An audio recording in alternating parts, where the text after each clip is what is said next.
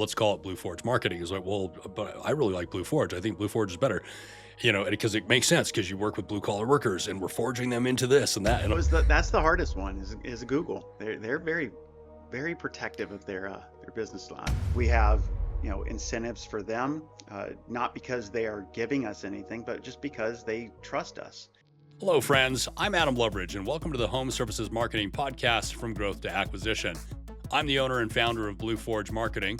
We are a home services marketing agency specializing in heating and air conditioning, plumbing, remodeling, and garage door contractors. For more information about Blue Forge Marketing, visit us online at blueforgemarketing.com. Hello and welcome to the Home Services Marketing Podcast from Growth to Acquisition. My name is Adam Loveridge with Blue Forge Marketing. I am really excited to be joined here today by Joe Worthy. Joe is with Premier Inspector Group. They are out of the Phoenix metro area. And Joe, thanks so much for joining me here this afternoon. Thanks for having me. Hey, absolutely my pleasure. We got to have a really fun kind of pre-call to this podcast, and I got to talk about a few things that were sort of near and dear to my heart. One of them being what to name your company, and why you should really put some forethought into this. But really, I think what we want to kind of talk about today is how to, in essence, franchise your business. And we're not talking so much about how to actually turn your business into a franchise, although you could do that with this, with this concept. But really what we're talking about is setting up a system for repeatable success. But before we dive into all of that, let's talk first, Joe, if you would, about your background, first of all, and how you got started in the inspection company business. To start off, I was in the military for about 9.5 years. That was my growing up period, I thought. When I got out, I didn't know what I wanted to be when I grew up. I thought I wanted to be a police officer. That was not the case. I spent a little bit of time as a corrections officer. I decided, nope, don't want to do that. Well, I became a paramedic. I decided I wanted to get into human resources because that's what I was doing for them, along with being an EMT. And I got fascinated with it. So I went to college for it, got my bachelor's degree in business with a minor in human resources, and come to find out, I really wanted to just work with my hands. So I started building things. I started, remodeling homes. I got involved in, just all kinds of trade stuff. And I decided I really wanted to become a home inspector. I bought a house. It was a travesty, to say the least. And I didn't want that ever to happen to anybody. So I became a home inspector. I wanted to make sure that everybody else had the chance to, buy a house that was fit to be a home. So that's what I did. I got my certified master inspector, and in 2019, we moved back out to Arizona, and I started a company called Foundation Up Home Services. And what we did is just basically, well, we were going to do everything is what we were going to do. That's why we named the company Foundation Up Home Services. But we started out with home inspection. We figured that was going to be the basics of it. That's where everybody starts. They buy their home. We want to make sure it's in good shape, and then after that, we can help maintain it. So that was the premise. It's a good premise. What did you learn from trying to, target such a broad business model? Don't throw spaghetti at the wall and see what sticks. That's what I learned. So we named the company Foundation Up Home Services because we're going from the foundation up. Yeah, makes sense. Yes, it does when Right. you explain it. Well, you shouldn't have to explain your name to a client, and that's exactly what happened. So my first 6 months in business, I was like, why do I keep getting all these calls for foundations? That's not what I do. Well, it was the name. Yeah, So yeah. I learned really quick that you gotta think about what you're gonna name the company. I had a similar experience with our former company name, which was Job Calls, right? And at the time, we were doing pay per call lead generation, and it just made perfect sense to me, right? This jobcalls.com came up, and I was like, well, in essence, that's what we do, right? We generate job calls, right? Calls for jobs. And it's funny because at the time we were still working with a lot of plumbing and electrical contractors, HVAC contractors, that sort of thing. The electricians just absolutely got it.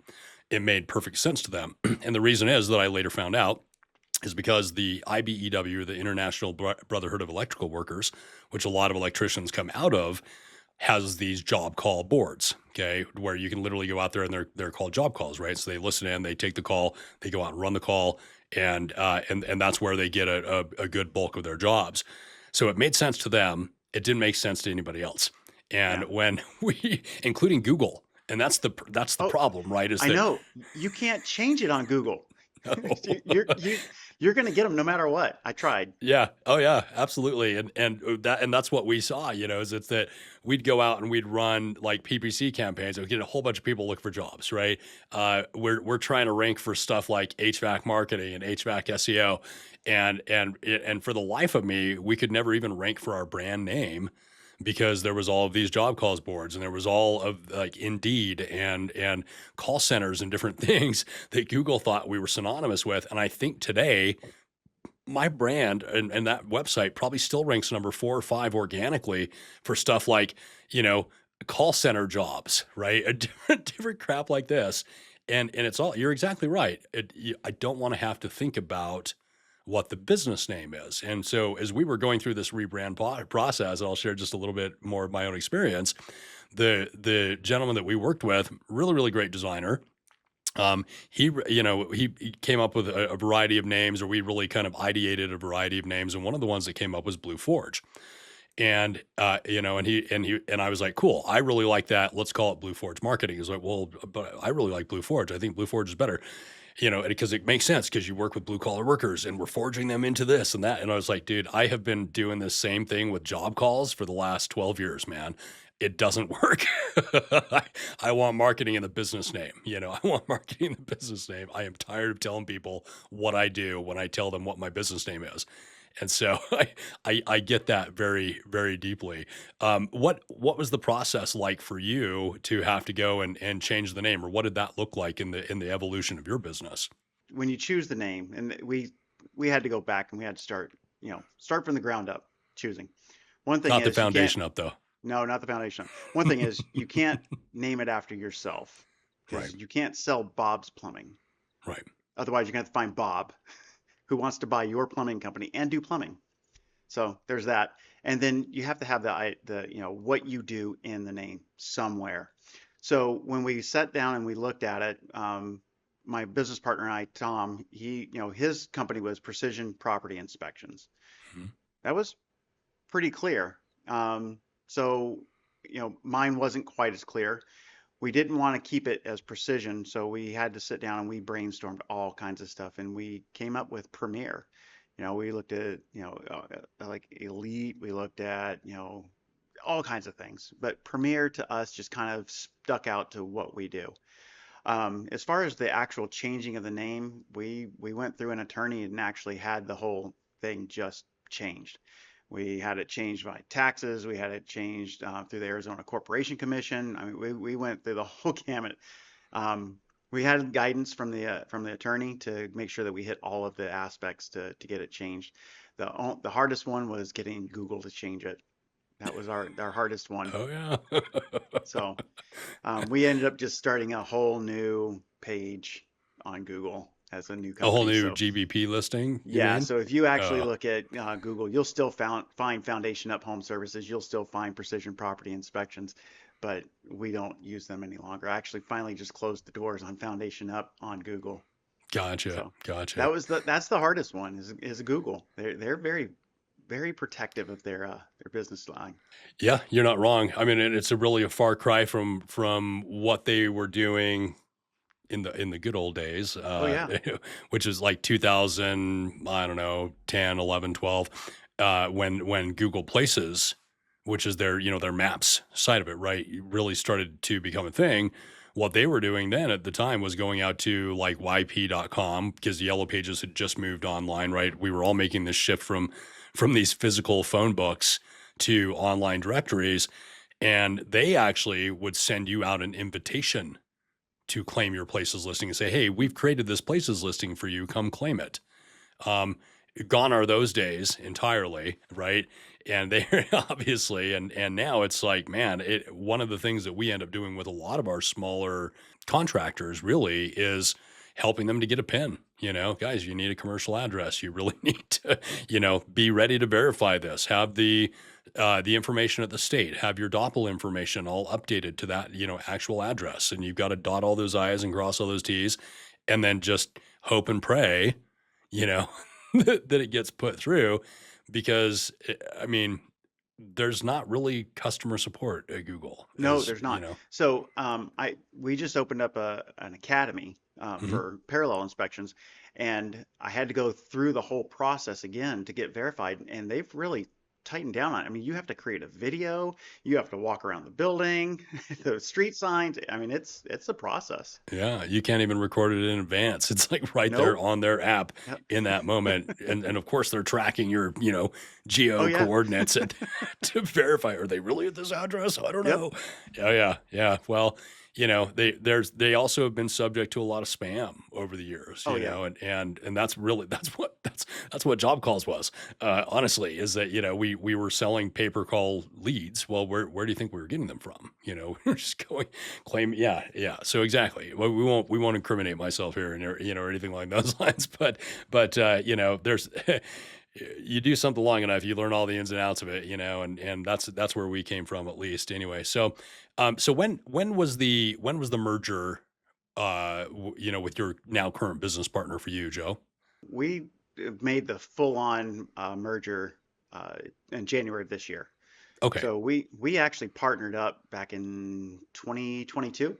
Okay. Um, we met at a networking event for WeServe, which is the West uh, West Valley Realtors Association. Um, it's an affiliated realtor group that we were part of, and I thought he was a roofing company, and he thought I was a foundation company. Surprise, surprise.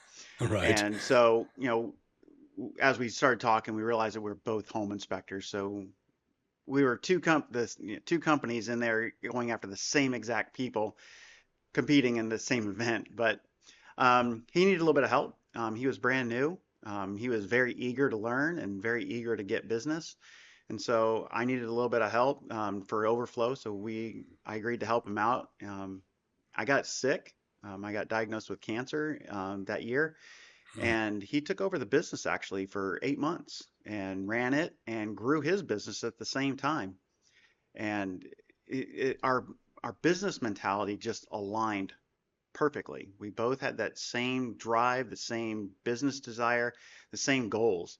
And so that I'm year, gonna later I'm on gonna that, pause on you really, really yeah, quick, actually, Joe, if you don't mind, because I think you're bringing up a really, really good point about alignment when it comes to partners. I was sharing with you before this meeting, that I recently ended a partnership at the beginning part of this year, one that I had been working on for about 4 years, and it was interesting because in the first part of that, I really felt like we were in alignment in terms of what we wanted to do with, kind of the idea of the business and everything else. But as we actually started getting into it, what I realized was, and he's the qualifier for a general contracting company, right? And I was our CMO.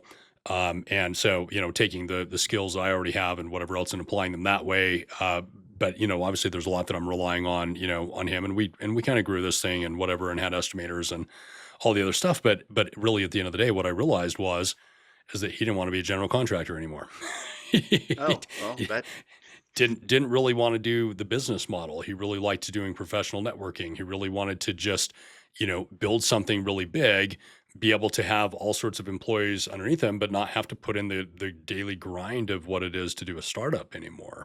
And so, the end result was we just never really could break through that profitability ceiling, and it just, it you can't y- I can't state how crucial it is, in my experience, to have that alignment with somebody else. And I think it's really neat to hear that you found that, and that, this person was really able to come in and help you for many, many months while you fought cancer, and help keep you afloat. I mean, that's so neat, honestly. And I think that's a really cool synergy that the two of you have.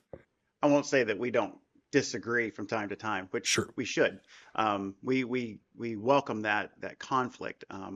so we can work through issues. But Tom is that guy. He goes out and does that marketing. He loves it. He drives business like nobody's business. For me, I'm more of an operator. I'm on the backside of it. I sit in this office, and when I'm not out inspecting, I'm in here and I'm making plans and I'm putting actions together. And he and I will touch base about once a week, once a month, and we'll talk about strategies, where we want to go, how things are going, and it works perfectly. I am, in spite of being on a podcast, I am very much an introvert. I do not like getting out, and I mean, I've done sales. I did that for quite a while when I didn't during that period of time when I didn't know what I wanted to be when I grew up. But he thrives on it. Building partnerships, building businesses, that's what he likes to do. So it works perfectly for us, and it really, we complement our skill sets, complement each other, and that's what keeps us aligned. Well, that's really, really cool, and I think that having those complementary opposites really is a big deal. You've obviously met Matt from my team, and we've known each other for many years at this point, and just recently started working together because there is just that real alignment. And same thing. It's like I'm actually very naturally introverted as well. You wouldn't know it, with me doing a Same. podcast and whatever. But when I first started doing this, I was doing solo podcasts, and I had a guy that was really helping me to kind of just sit on these podcasts with me, and like, no, that was really good. No, yeah, like, okay, say this, try this, sort of thing. And it was the most unnatural, uncomfortable thing to just put myself out there, and I had similar issues with dating and other things too, right? It's just kind of like, and so it's like I can do okay, but I think there's something to be said about doing what you're good at, Hmm. and really focusing on your strengths. And I hear a lot in the sort of, business advice or whatever, that you want to try to work on all those rough edges and increase your weak, your weak spots so that they're at least mediocre. And I completely disagree. I think that I do there's too. specialization is everything, man. Yeah. I completely disagree with that. Yeah, So, so I spent in human resources. Primarily, my specialty was team building and executive building. hmm, And part of that was, understanding that when you hire somebody for something, you're hiring them for a skill set that they have. You're not hiring for every skill set that is, out there that it might be needed. You're hiring for sure. something specific, and you focus on that. That's what they're going to be good at. And if you, I mean, there's the whole adage, if you look at or judge a fish on his ability to climb a tree, he's always going to be a failure. So, you look at the person that you hired, and that's what they're good at. Well, Tom is really great at marketing, but if I throw him behind the desk to be an operator, yeah, that's not going to happen. So if you try and force somebody to be everything, you're gonna there's gonna be a failure down the line somewhere. So specialization is actually absolutely key. I agree. I love that we're both on the same page there. And since we're talking about marketing here, Joe, and different things along those lines, talk to me a little bit about, I guess, first of all, what your growth has looked like as a company. I would say, especially, this year after you guys have kind of officially come together, or at least as you've worked together, and what marketing strategies are really working best for you in the inspection world right now. What I learned early on is that this is a relationship business. This isn't a print advertising business. This isn't a social media business. This is a relationship business. Now, there are some home inspection companies out there that do a great job at social media, and they drive almost all of their business through social media. Hmm. It's not scalable, but that's what Agreed. they do, and Agreed. they thrive on that, and that's fine. But what I learned is that you have to get out there and you actually have to shake somebody's hand. You have to look them in the eye, and you have to get them to trust you.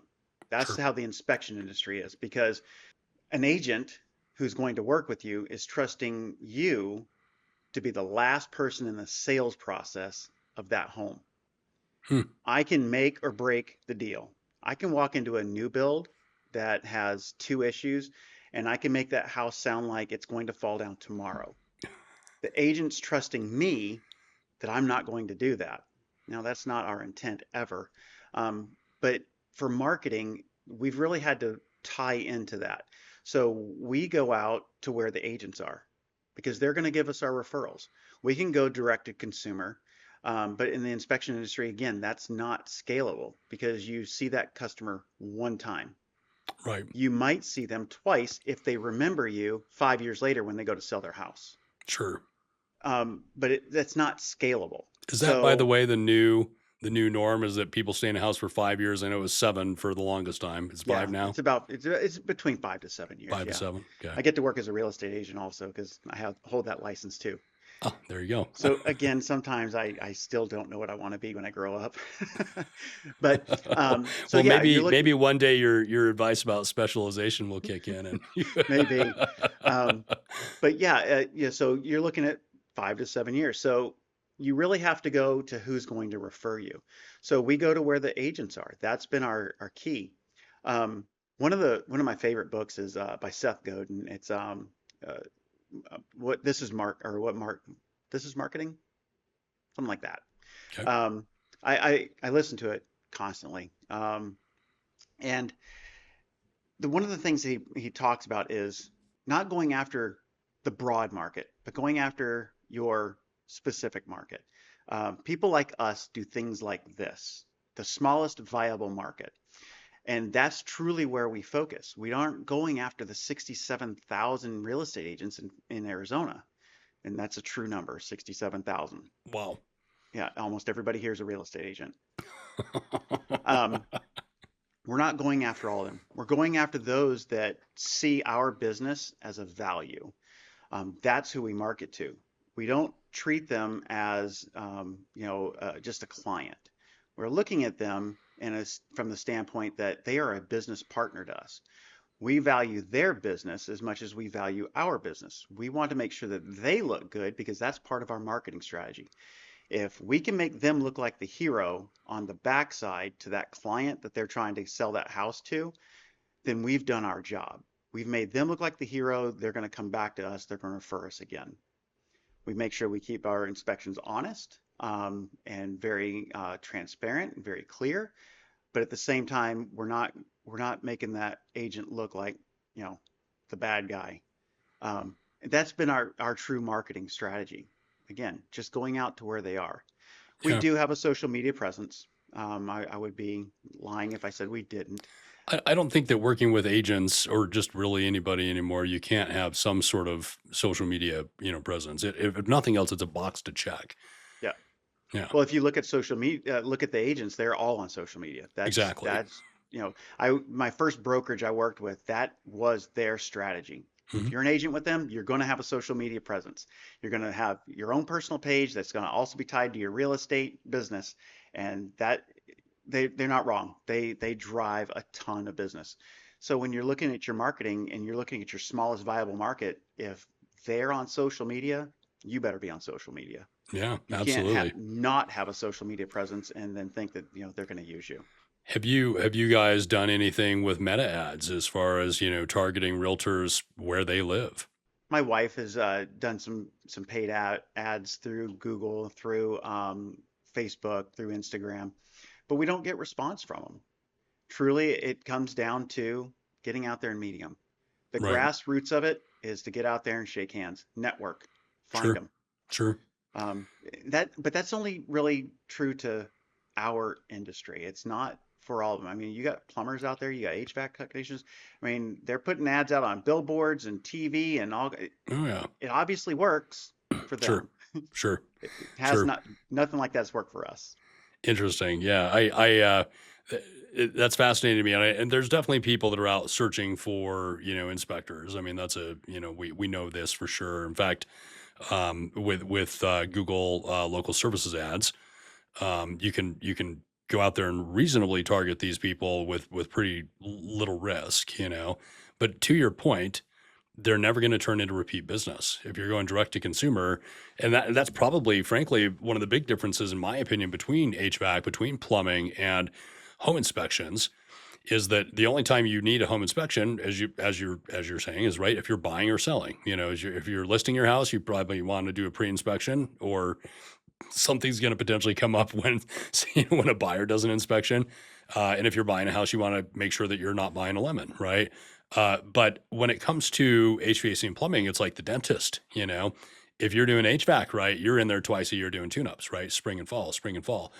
If you're doing plumbing right, you're creating membership programs around water heaters, around these maintenance, issues, right? Doing annual drain cleanings, that sort of thing, to provide again that ongoing thing. But they offer so many services that if you do a great job for a homeowner and you do a reasonable job just remarketing to them, put them in your email campaign, you know what I mean? Call them up once a quarter, that sort of thing. But if you do a good enough job at that, it's a repeat business. N Not the case though, obviously, and then again too, realtors are a really, really powerful marketing strategy, and they don't work out particularly great for well, actually, I'm gonna pull that back. I I think that realtors are actually a pretty decent networking channel for HVAC, for plumbing, for electrical. The thing you've gotta watch out for is price shopping, where you'll get realtors that are like, "Hey, how much does it cost to certify a, HVAC system?" But then it just never turns into anything, right? Or So for us, within our report system, mhm, we have a contractor vendor list. People that we've worked with, people we've networked with, mhm, and the agents get that. They can see the clients get it as well. So let's say we call out incorrect splits on a HVAC, and it needs to be evaluated by an HVAC technician. There's a list of 4 HVAC technicians on our list, and they can actually click a button that says get a quote, and yeah, that quote will go out to all of them. They will then come back, and that's usually what it is. They're just price shopping it, right, but they get a quick quote. I know from my HVAC technician, the reason why I call mine is because I see him twice a year, and I know he's going to be there. It's, I, that's the repeat business. yep, That's not our case, but we keep that list on there, and it's just specifically for that, is so they have a quick list to go to, that they know that they've been trusted, um, and they can get that repeat business down the sure, road. sure. What do you do in terms of with your primary referral source, obviously being realtors? Have you worked on any types of strategies to just consistently stay in front of them or to remarket to the real estate agents that are sending you business? So we actually have a retention program for us. We do events for them. We did a referral event for them. So all they had to do is just refer somebody. They didn't have to. The person didn't have to pick an inspection or anything like that. It Sure. was just a referral. We had just had to have the opportunity to speak to that agent, and then they got their name put in for a drawing for every single referral that they had. So if the agent spoke to us, their name was in a bucket. We gave away a $250 cooler with all kinds of holiday gifts in there. Okay. And, good stuff. And so, we a team won it. That's one of the benefits we have. We also give out for our premier, not to throw that name in there, but our premier agents, the ones that are top producers for Yeah. us. We have incentives for them, not because they are giving us anything, but just because they trust us. They continue to use us, and we want to show that we're grateful for that. So we keep it down to to the taxable amount, and we recognize them. We give them shout outs on all of our social media, Nice. and then those that we don't hear from because as they get busy, their social media stuff will start to drop. It goes very cyclical. So on the down times, we just want to make sure that we're reaching out to them, touching base, seeing how they're doing in the trenches. Yeah. If there's anything we can do, I can go out and do showings for them. If they're busy and they can't go do a showing, I can go do a showing as a real estate agent. You know, offering our services out there. What can we do to help you? Again, boost their business. We want to be sure that we're there helping them. So we treat every agent that we work with now as they are the top agent, and we just keep those relationships fostered. I think that it's a perfect segue, frankly, into what we really want to talk about here today, which is, systems, because what I heard you just describe to me is a system whereby you take your agents who are consistently referring you business, and you make sure that you're staying top of mind aware with them, all within the maximum limit that you can do for events Yeah. from a tax perspective. So that tells me there's some planning and thinking that's gone into this, right? This is not a by accident scenario. So talk to me then about about this system, but maybe more importantly, your philosophy overall on how to make a business repeatable. Okay, great. That's love to talk about this one. All This is my right. favorite. So I'm a firm believer that in order for a business to move forward and succeed, it has to be a repeatable business. Whether you want to just grow your business or you want to sell your business or you want to franchise your business, it has to be repeatable. So we've set up systems for almost everything. Now, we're not done with them, of course. We're only 6 years old, and we probably never will be done. We're entrepreneurs. There's Sure. always something else, always. Right. Specialized. Got to stay specialized. But no, there's always something But more. even then, business evolves, marketing systems change, social media platforms change. You got to update an SOP, right? It's a constant. If change is constant. So we always keep that at the forefront. When we look at it statistically, there's a million businesses that start up every year, according to the Small Business Association. 80% of those are going to fall by the wayside in the first year. Another 50 to 80% of those that succeeded that first year are going to fall by the wayside within the next 5 years. And from there, you're not out of the water, you're not out of the woods yet. You still have another 5 years because another fair amount are going to drop off at that point too. Right. So the way you avoid that is by systemizing. Make Hmm. everything repeatable. That way, as you bring in new people, they know exactly what to expect.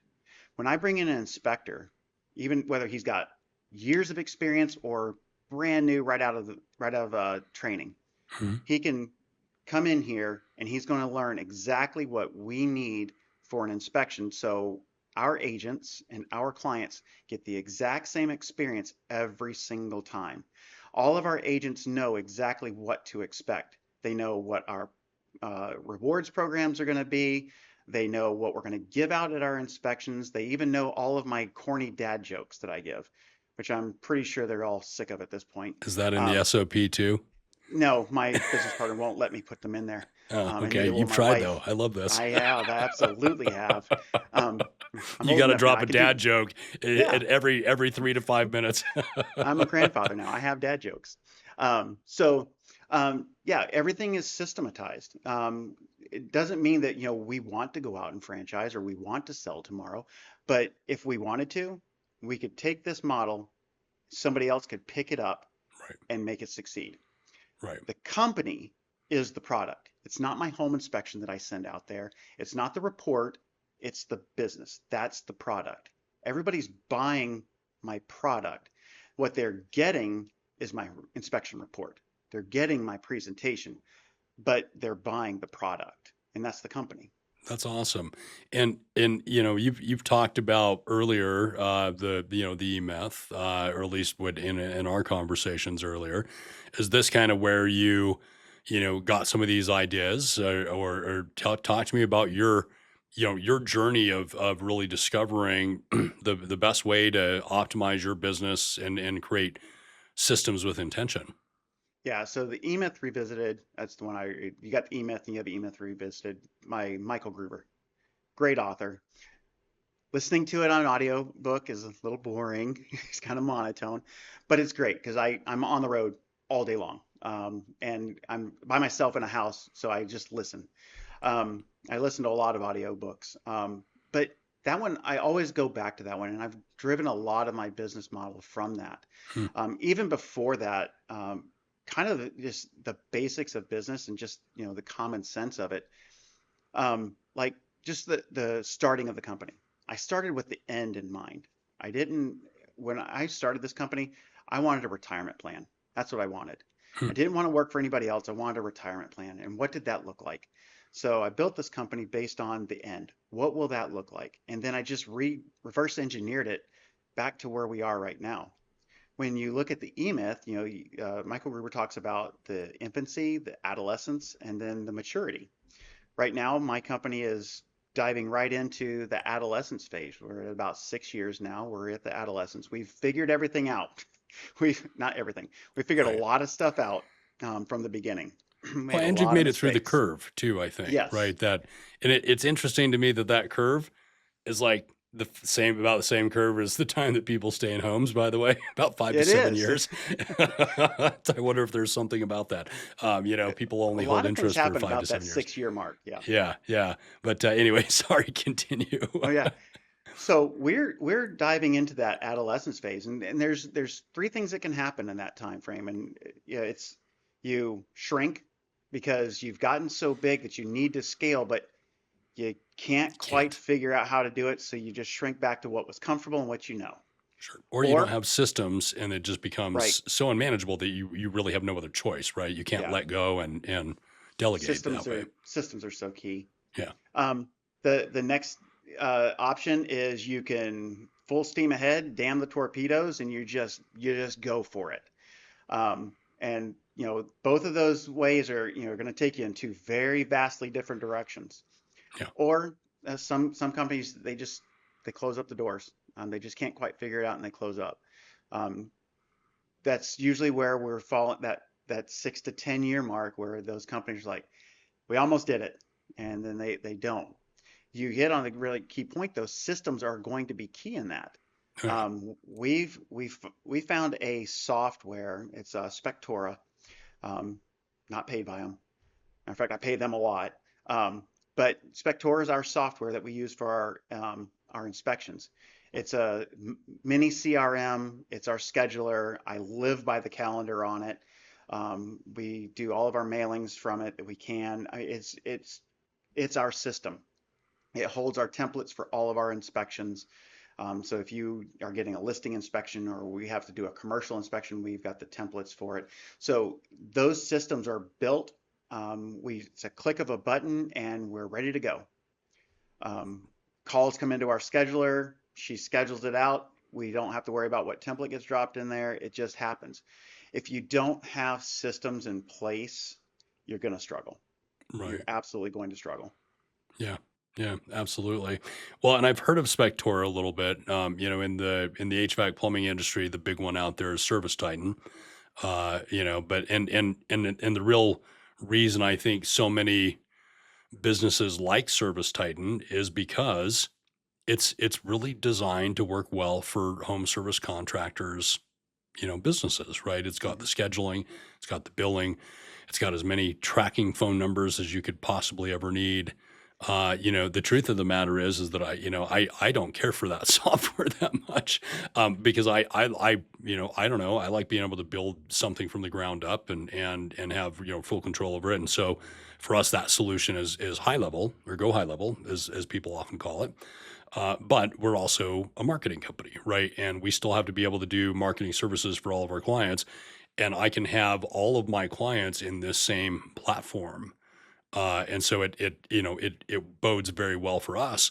But there are times that I wish that it did have just a freaking easy button Yeah, yeah. where it's like, here's all your systems as an agency. You don't need anything else. But it just, those things don't exist. But that isn't to say that we don't have softwares that on the fulfillment side of things that make our lives so much more easier by being able to go through and follow a process, right? And so it is challenging as hell to try to to build systems, I think, in the first place. And so I would definitely encourage that those who are maybe a little faint of heart to find something that has the easy button. That's a lot of our newer plumbers really like Jobber. Is one that comes up, and I'm not I've heard of that plugging one. Jobber, by any stretch of the imagination, but it's so simple for them and really gives them everything they need just kind of right there. And it's not, that it's easier for them to build a system in their business. And so we send, our even though we can do all of these same things with our software platform, we send our clients off to ServiceTitan, or we send them off to Jobber, because I don't want to have to support you figuring out how to systemize your business. Right. Yeah. Yeah. So, the great thing, that you just said, it's, you definitely got to find the system, but you got to shop the system. We just recently, so Spectora has some limitations to it. There's some things I wish it did have, like a stronger CRM. So we went to a CRM probably in March, Mhm. just a full-on CRM. We thought we were going to be able to tie it into Spectora, but we could not, Mhm. because that Spectora's back-end CRM is based off of this other CRM. We just recently tried to do a mass mailing, and we thought it had an easy button, and it was not an easy button. It's cumbersome, and if you want the easy button, you're going to pay for it. Yeah. So it's important, when you're looking at your systems, you have to shop them around. You ask for trials. It can be kind of a pain in the back, but try it out. You might have to set up a sampling of something, Mhm. but yeah, if you don't try them out, you can get burned pretty quick. We're probably out a little bit of money on this CRM, only to find out that it's not going to work for us.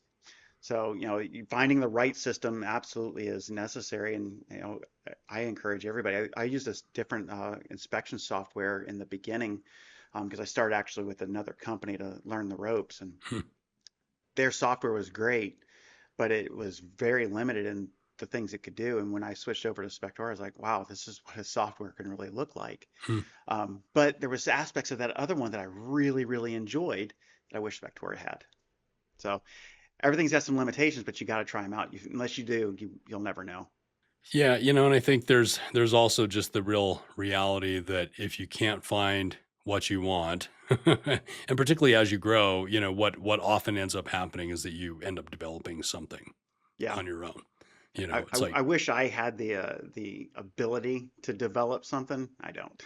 So I don't either. I'm not a coder. I'm not a developer. I mean, I can barely even build a website, honestly. I will admit it. I have great people that are fantastic at that stuff, but I suck at it. I just I have just have the never. ideas. That's all I have. Yeah, yeah, yeah, yeah, exactly. But AI is making a big difference now. It really is. I think that there's going to be a time in the not too distant future. I mean, we're already seeing it, and we're again. I'm not personally a coder. I don't know how to program, my microwave, much less something serious. But we can build cost calculators, and we can do all sorts of crazy stuff now with ChatGPT. Oh yeah. And it's just like, this is so cool. I mean, it is absolutely so cool. It seems And like on a weekly basis, ChatGPT comes out with something new that it can do. yeah. It's crazy how fast it's developing. Oh, it absolutely is, and it actually, I think it kind of brings me to a real interesting point because you talk about developing SOPs and you talk about developing systems, and one of the challenges that we have as a marketing agency that really focuses, I think, very heavily on SEO, in particular, is just how much movement there is in that. And we'll try to create an SOP, and then a month later, some algorithm change will happen, and it's like, oh, let's go rewrite that SOP. What has your experience been when you're dealing with change and how to maybe leave some flexibility even in your SOPs, in your how you operate your business so that it's more flexible and open to change? 9.5 years in the military, I've learned to be very flexible. Hmm. Nothing is ever truly set in stone. Not to get, military on this, but you go out for a military operation, you have a plan. Yeah. I can guarantee you that plan is not going to work the way it was supposed to. So you have to be able to shift. Well, I've taken that and I've applied it into the business as well. And so has my business partner. He was in the military as well. We both did operations where that was what we did. We had to be semper gumby, as in the Marine Corps, as we say, always flexible. I Um, like that. so we created SOP. We have it written down, but we're ready at a moment's notice to make that change if we need to. So if we're seeing something's not quite working, it's not making sense, then we're flexible enough to make that change and implement it. We don't do anything drastic because that would be detrimental to the team because not everybody can grasp things as quickly as we can.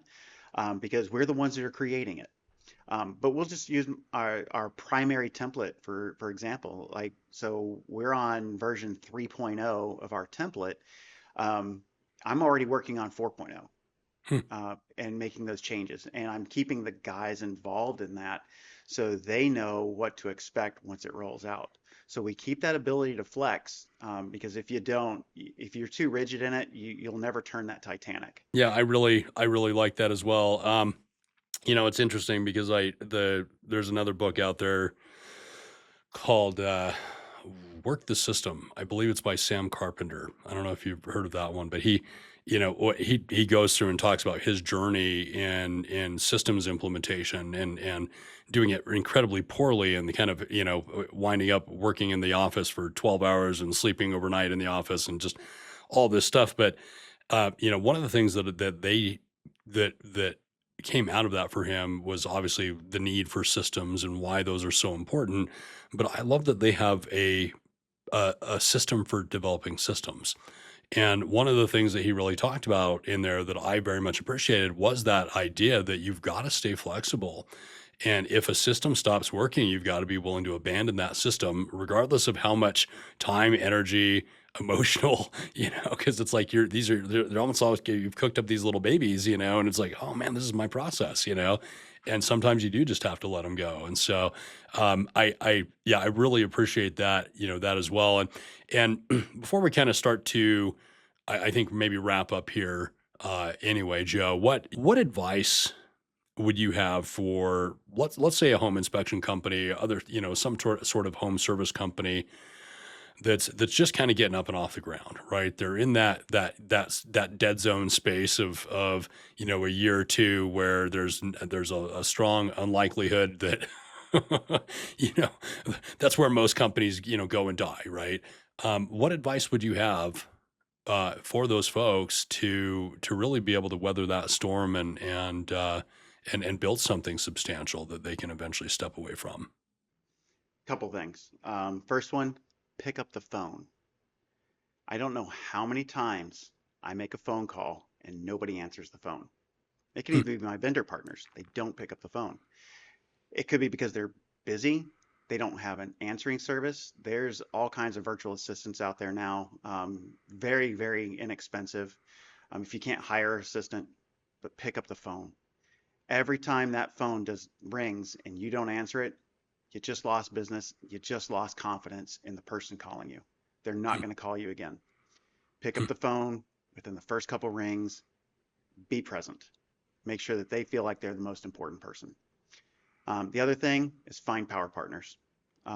Networking has been a huge thing for us. I started out the business and driving my business through networking. I joined a Hmm. group called BNI. I'm not sure if you're familiar with it. I'm a, I'm a Business. I'm a flag carrying BNI There member you go. actually, right? Yeah. In Yeah. fact, we're counting this as a 1-to-1. All right, there we go. You registered with Thomas White. He's the actual he's our Thomas White. Okay, representative. I'll Yeah, I'll, he's our I'll go find him in the app. yeah, he's our representative. Um, so he or we I started out in BNI first. I got Tom into it. He stays in it. But that's how we grew the business is through that networking. It's finding the power partners there. They make the referrals out. Now for home inspections, it's a little weird because we are serious power partners. We are a referral powerhouse. Sure. That when we go into a house, we're probably referring out at least 6 contractors right there. Hmm. Yep. So we're a referral powerhouse. But in turn, you got the giver's gain. For those of you that aren't familiar with BNI, that's the whole premise behind BNI, giver's gain. We give, you'll gain. So we look at that and we have grown the business tremendously through it. Not just through BNI, but just through networking in general. If you're not out there networking with power partners, it's going to be difficult. You can always throw out as many advertisements as you want. You can do print ads, you can do TV ads. Nothing's going to replace getting out there and talking to people, even if you're an introvert. You got to get out there and do it. It's about the reps. The more you do it, the better you'll get at it. I can get out there and I can talk with the best of them. I get a little nauseous before I do it, but I do it. I absolutely love that. And And I think you're right about the power partners and different things. I mean, I look at our BNI chapter, and you're exactly right. It's that the home inspectors, they dish out a lot of referrals, because there could be 8 things wrong in a property, and that goes out to 8 different subcontractors Yeah. at the end of the day. The remodelers also dish out a Oh lot of yeah. referrals. Yeah. The I've general got three contractors. remodelers on mine, then they stay busy. Oh yeah, 100%. Because and they're always farming out to those subs as well. But that's not even so much what I was really looking at it. But I'm just thinking about my own experience. And the truth of the matter is that we market like crazy. I mean, we're a digital marketing agency, but we're also it's interesting because it's a weird dynamic where all of our skills and expertise are predominantly in B2C marketing. But then we've got to put on the B2B marketing hat in terms of getting our own clientele. Yep. And so that's why for me, networking is also really, really huge too. And I look at, those areas of concentration, but we're finding power partners as well. Oftentimes we find them in consultants, we find in other people that serve the home services industry. Sometimes it's realtors, but by and large, it is about really getting in front of those people that can absolutely put you in front of multiple prospects or clients on an ongoing basis, Yep. through referrals. And so to me, anytime I'm educating a home service contractor or anybody related in the real estate field, it's like, what does your word of mouth game look like? And because if you don't have that, and you think that you're just gonna like shortcut everything and go to Google, and there's gonna be this magic bullet where you get a GBP listing and then the leads just start to flow in like manna from heaven, it doesn't work that way. It doesn't. No. First, you got to get reviews, and if you Yep. don't have another lead source, and your only channel is like, well, let's go run Google ads or something, man, you're going to run out of money really, really fast as a small contractor, as a small company, right? And so you need to have those referral sources. You need to have that word of mouth game. Social media obviously is a great free way to get leads, but like you said, you can't scale it. Mhm. Not really at the end of the day, but you can scale big referral sources. You can scale and I think you've made a really good point of this, is that you can not only scale those relationships, but keep them coming back again and again and again through strategic marketing and advertising to your internal list. What we when I used to do a lot with dentists, they'd call that internal marketing, which I think is a great term for it. So I think that's really, really great advice for our for companies who are really trying to get to that next level, get through that survival stage of business is, number one, I'd say. And it sounds like you said the same thing, right? It's like pick up the phone, be willing to talk to people, get some good power, partners in place that are going to refer you over and over and over again. And I think that's incredible strategy for success, and appreciate that advice from you. So you said earlier, Joe, that you started this whole thing and looked at it and said, all right, what will this look like in the end? Right? What do I want this business to look like? When I'm finished, so to speak, right? And obviously we talk about marketing here on the Home Services Marketing Podcast, but it's also from growth to acquisition, because that's the trend. Yep. And we're seeing just so many companies that are great companies that are selling to private equity and different Yep. roll ups and things along those lines. So my question to you then, Joe, is what does the end look like for you and for Tom at Premier Inspector Group? For me, I'm at Disney World every month. No. So for me, when I set out, the my ultimate goal was to be able to have a retirement. Hmm. I didn't want to work for somebody else, but I wanted to be able to retire. And what I would have done is I was going to keep it a family business, and it was going to go to my sons or my nephews. And well, that didn't happen. None Gotcha. of them were interested. Yeah. So um, I met Tom. Uh, Tom is younger than me. I'm old enough to be his father. And so the plan will be probably that as long as he's still on board with it and doesn't have to change the plan, he'll take over the business. Um, that's kind of the goal. I will eventually sell out my portion of it to either him or to another investor. We have looked at the private equity side of this. Mhm. We are seeing that there are private equity firms out there that are purchasing home inspection companies. Yep. We are trying to make sure that we put ourselves in a position where if we wanted to do that one day, we could.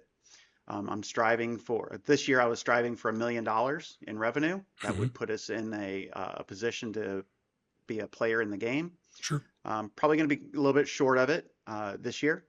We've had a weird shift in the market in real estate, but we're still going to be really close. I know we'll hit it next year. So that is an option for us. Tom, at one point, he had wanted to franchise, and then he would run it.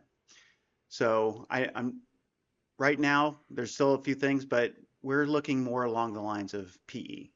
That's where kind of the direction we want to go. So we're making sure that we get everything systematized, um, locked in. We want to make sure that, again, it's all repeatable, and we're ready to go when that happens. We can definitely stay on board to make sure that everything goes as to plan, because that's typically what happens. They want the owners to be there. Yeah. There's You can different have an versions earnout of period PE. and all of that. Yeah, there's different Yeah. versions of PE. Not all of them are a full buyout. Sure. So we'd have to entertain the offers, but that is kind of the goal. I want to make sure that I can exit. I want to make sure that we have the academy up and running. That's a final product.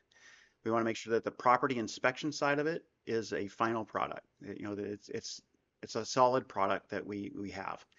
And once we know that those two things have really been locked in, then I know that it'll be time for me to go. I'm not going to have any regrets that I've left something undone. Yeah, yeah, I really really like that, and thank you for sharing that. And for that matter, I think that this is a great place to come and talk about your intentions to get swooped up by private equity at some point in the future. It would be nice. If my goal for this podcast ends up being what it'll be, I've got dozens of private equity guys that are following this every single week. Going, Oh, I who's bet. who's the next one we're gonna hit up? So, but we'll see how it goes. And and the other thing that I really liked about what you had to say too, is that there's all kinds of great business books out there. Built to Sell is one of them, Oh, that's a by good one. Collins, and another one of my personal favorites is a book called The Secrets of the Millionaire Mind by a guy named T. Harv Eker, who wrote used to run a company called Peak Performance. Sold, anyway, I won't get into his whole background, but he said at some point in that book that the business is always worth more when you sell than holding on to it. And I don't know if that's entirely accurate or not. I think there's as many exit strategies as there are people, Oh, frankly.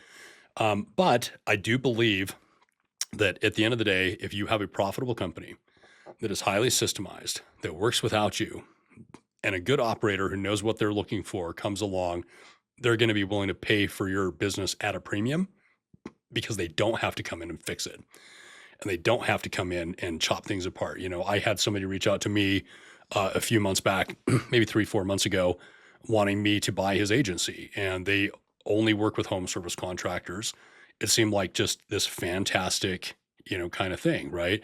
And they're but off of $1 million in sales, turned a $20,000 profit. And, and so it's like, a 2% net margin tells me that, that we're going to have to come in and start chopping staff or doing something to bring that company into a place of profitability. And I don't think a lot of investors really want to have to do that. I Oh, no, they certainly, don't. I certainly don't. And I passed on the opportunity because of that, right? It's just like what I see here is something that's got problems. And I think what investors are really looking for, whether they're just your average Joe that sold a business and wants to get into something else, or you're a big private equity firm, one way or another, it's easy cash flow. It's just, and it's the systems that provide the easy, in Yeah, I in mean my they're opinion. they're wanting to come in and be able to not quickly, but quickly turn a profit. And yeah, if you're running your business and you're the technician of it, and you've got other technicians, but there's nobody actually working on the business, everybody's just working in it, yeah, you're going to end up having to cut staff somewhere. You're going to have to rebuild that business, and that's not really not something that somebody would want to do. And you brought that great point there that you can't be the one that works in the business. If you're going to own it, you have to own it. You have to work on it. You can't be working in it. You own a job at that point, as Michael Yep. Gruber would say. You own a job, and you can't sell a job because nobody wants to buy a job. Right. They want to buy a business. Yeah, absolutely. Well, Joe, this has been honestly just absolutely fantastic. If somebody were looking for you in the greater Phoenix area, or what you guys do, how would they go about finding you? Yeah, they can go to our website at www.inspectwithpremier.com. Take them right to the website. They can email me at joe@inspectwithpremier.com. I always have my email on me. It's on my phone, so I can always respond. So that's how they can reach me. Awesome, awesome. Well, thank you again, Joe, for coming on and sharing your insights here. This has been a really really fun one for me. I always love talking about process and systems and really just how to make companies better and better every single year, and I love that that's what I'm hearing that you're applying there at Premier Inspector Group, and loved hearing about everything that you're doing out there. So thank you so much for coming on and joining me here this afternoon. Absolutely. Thank you for having me. Yeah, yeah, it's been my pleasure. And once again, friends, this has been another edition of the Home Services Marketing Podcast, From Growth to Acquisition. My name is Adam Loveridge. I'm with Blue Forge Marketing, formerly Job Calls. You can find us online at blueforgemarketing.com. And I am also on LinkedIn at LinkedIn Adam Loveridge. And would I'm always looking for people who would love to come on and share their success stories, building business and in the home services space. So again, Joe, thanks so much, and I look forward to catching up with everybody on the next one.